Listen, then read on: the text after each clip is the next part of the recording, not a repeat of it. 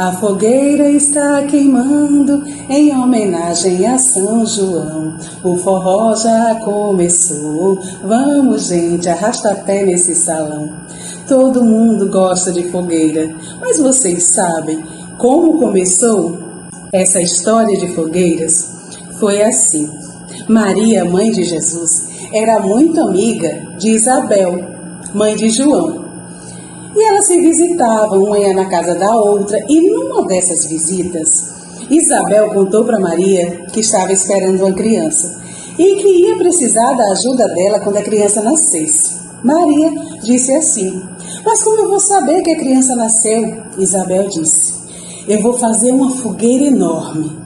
Quando você vê as chamas e a fumaça de uma grande fogueira, você vai saber que a criança nasceu.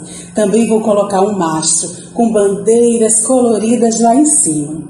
Você vai ter certeza que minha criança nasceu. E assim foi.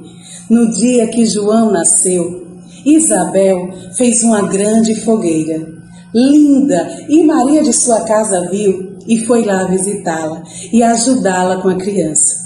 E a partir dali surgiu essa tradição de todo aniversário de São João se fazer uma fogueira. Isso se perpetua até hoje. E a gente passa na rua e é aquecido por aquele calor, por aquela chama de amor, para comemorar o aniversário do nosso querido São João do Carneirinho. Câmara Cascudo anotou que, apesar de todo esse barulho dos festejos juninos, todo ano no seu aniversário, São João dorme, porque se ele ficasse acordado, vendo o clarão das fogueiras, com certeza ele não resistiria ao desejo de descer até aqui, nem que fosse só um pouquinho,